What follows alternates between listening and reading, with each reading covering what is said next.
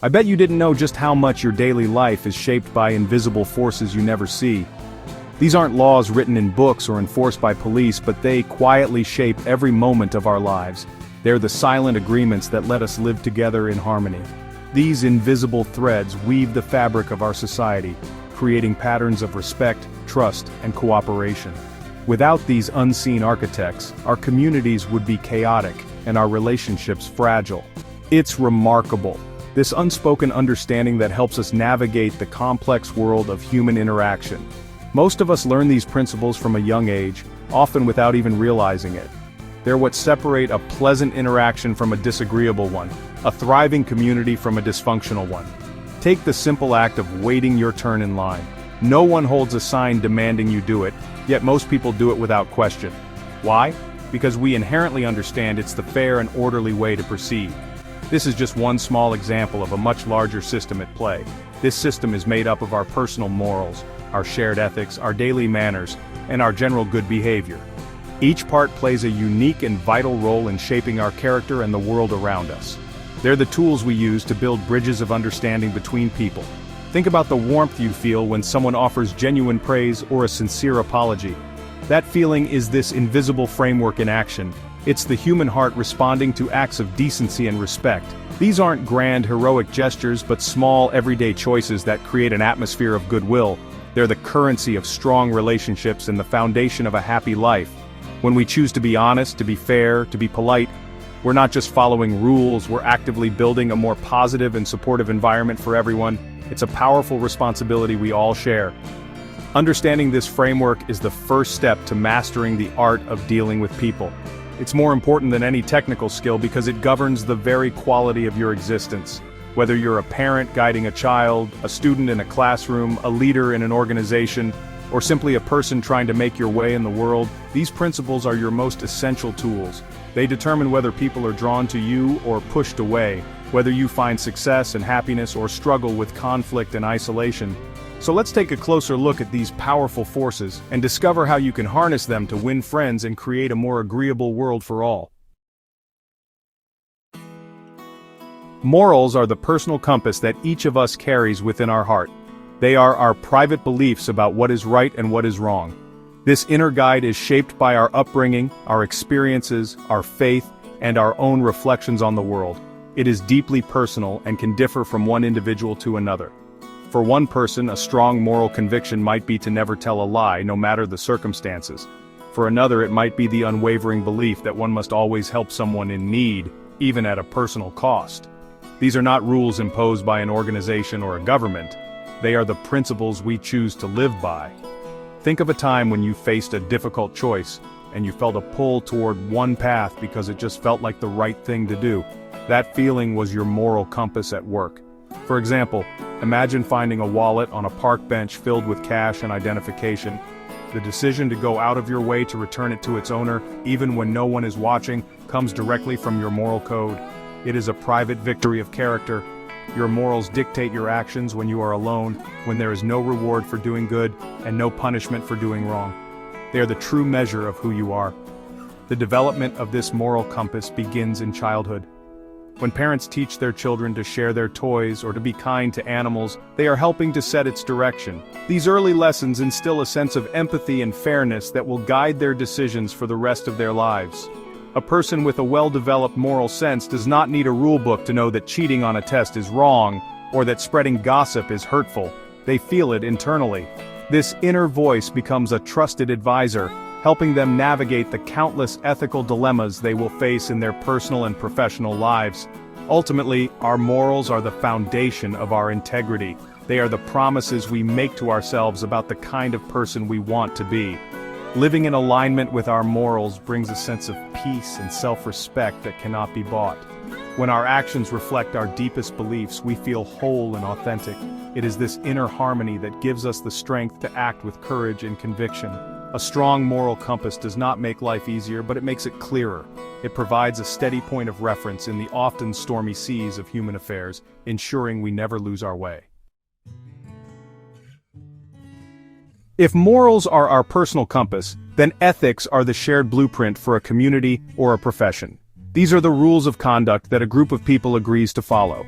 Unlike morals, which are internal, ethics are external. They are often written down in codes of conduct for professionals like doctors, lawyers, or journalists. For example, a doctor's ethical code requires them to maintain patient confidentiality. This is not just a personal belief, it is a professional standard that all doctors in that group are expected to uphold. Ethics provide a common framework that allows people to trust one another within a specific context. Consider the world of business. An ethical company will have clear policies about fair treatment of employees, honest advertising, and responsible environmental practices. These ethical guidelines ensure that the entire organization operates with integrity. When an employee faces a dilemma, such as whether to disclose a product flaw, they can look to the company's code of ethics for guidance. This blueprint helps everyone make decisions that are not only good for them personally, but also good for the company and its customers. Ethics transform personal values into collective action, creating a standard that everyone in the group can rely on and be held accountable to. Ethics are essential for any group to function effectively and harmoniously. In a school, ethical principles demand that teachers grade all students fairly, and that students do their own work without plagiarizing. These shared rules create an environment where learning can flourish, built on a foundation of trust and respect. When these ethical standards are violated, the trust is broken and the entire system suffers. This is why organizations take their ethical codes so seriously. They are the pillars that support the entire structure, and if they crumble, the whole enterprise is at risk of collapsing. Therefore, ethics serve as a bridge between our private morals and our public actions. They translate our individual sense of right and wrong into a set of practical, agreed-upon behaviors for a social or professional setting. While your personal morals might tell you that honesty is important, professional ethics provides specific rules about when and how to be truthful in a business negotiation or a legal proceeding. They provide clarity and consistency, ensuring that everyone is playing by the same set of rules. This shared understanding is what allows for complex collaboration and builds the lasting trust necessary for any society or organization to thrive. Manners are, kind of like the polish on the sturdy furniture of morals and ethics. They're the socially acceptable ways of behaving in everyday situations. The small courtesies that, honestly, make our daily interactions so much smoother and more pleasant. While a lack of manners might not be immoral or unethical, it can definitely make life disagreeable for everyone involved. Simple things like saying please and thank you, holding a door open for someone, or not interrupting when another person is speaking, these are all examples of good manners. These actions might seem small, but they're actually powerful signals of respect and consideration for the people around us. In a way, they're the oil that lubricates the machinery of society. Think about the difference in feeling when you're served by a cheerful, polite waiter versus one who is sullen and dismissive. The food might be exactly the same, but the experience is just totally different. Good manners have the power to transform a neutral or even negative situation into a positive one. They show others that you see them, you value them, and you respect their presence. When you greet a coworker in the morning with a smile, you're practicing good manners. When you put your phone away during a meal with friends, you're showing them that they have your full attention. These aren't trivial gestures, they're the building blocks of positive daily relationships. Manners are also about being aware of the comfort of others. This includes things like speaking at an appropriate volume in a public place, covering your mouth when you cough, or waiting for everyone to be served before you start eating. Customs like these may vary from culture to culture, but the underlying principle is universal, a desire not to impose on or inconvenience others. They're a form of social intelligence, a way of navigating shared spaces with grace and thoughtfulness. By practicing good manners, we really do contribute to a more civilized and serene environment, making the world a little more pleasant for everyone, including ourselves. Ultimately, manners are the outward expression of an inward attitude of respect. While ethics and morals deal with the big questions of right and wrong, manners deal with the countless small interactions that fill our days. They're a way of putting our good intentions into practice. A person can have strong morals and a solid ethical code, but without good manners, they may still come across as rude or arrogant. It's the consistent practice of these small kindnesses that truly wins friends and endears us to others. They're like the gentle rain that over time can soften even the hardest soil. In our fast-paced, modern world, it sometimes feels like we're all experiencing a sort of collective forgetting of these essential values. The pressures of daily life, the constant rush from one task to the next, can really make us less mindful of our behavior. We see it in the aggressive driver who cuts someone off in traffic, in the shopper who's rude to a cashier, or in the person who's just too busy scrolling through their phone to acknowledge the human being in front of them. This hurriedness can lead to a decline in basic manners and a disregard for the feelings of others. We become so focused on our own goals and deadlines that we forget the small courtesies that make life livable. The rise of the internet and social media has, honestly, presented a particularly difficult challenge. Anonymity can sometimes bring out the worst in people, creating a space where disrespect, cruelty, and unethical behavior can thrive. Behind the safety of a screen, some individuals forget the fundamental rules of human decency. They say things to others online that they would never dare say to their face. This digital disconnect can erode empathy as we no longer see the immediate impact of our words on another person's emotions. Relearning how to communicate with kindness and respect in the online world is definitely one of the great ethical challenges of our time. This forgetting isn't a sign of inherent badness, but rather a symptom of distraction and stress. In a world that constantly demands our attention and rewards speed and efficiency, the slower, more thoughtful practices of good behavior can seem like a luxury we just can't afford. We prioritize productivity over politeness and personal gain over collective well-being. Parents are overworked, teachers are overburdened, and communities are more fragmented than ever before. In such an environment, the deliberate and patient work of instilling morals, ethics, and manners can easily fall by the wayside, not from a lack of desire but from a sheer lack of time and energy. However, it's precisely in these challenging times that we have to make a conscious effort to remember. We need to recognize that these values are not optional extras but essential components of a healthy society and a happy life. Forgetting them comes at a high cost: increased social friction, loneliness, and a general decline in trust and goodwill.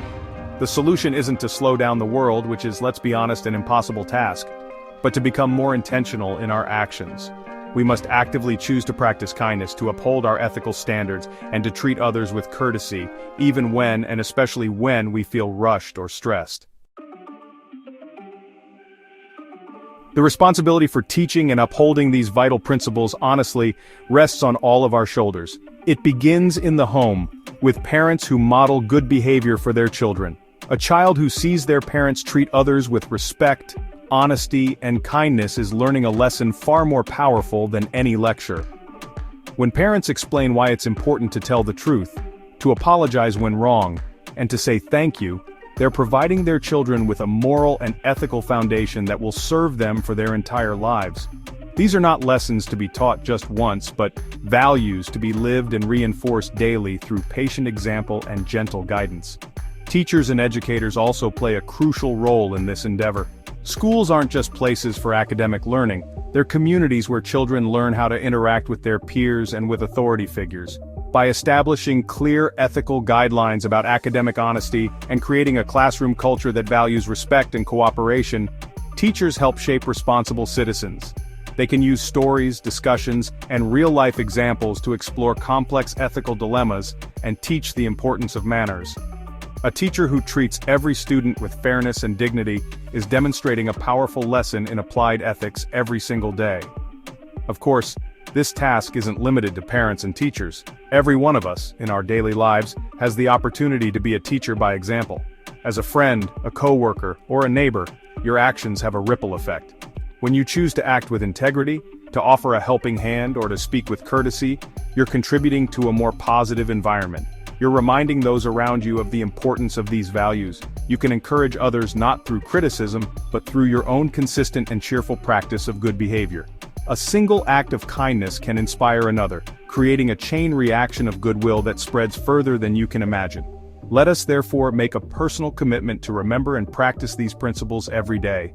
Let's resolve to be a little more patient in line, a little more truthful in our dealings, and a little more generous with our praise. Let's put down our phones and give our full attention to the people we're with. These are small, simple actions, but their cumulative effect is immense. By consciously choosing to live by our morals, adhere to our ethics, and practice good manners, we're not just improving our own lives, we're actively building a kinder, more respectful, and more harmonious world for everyone. This is how we win friends, influence people, and create a legacy of decency.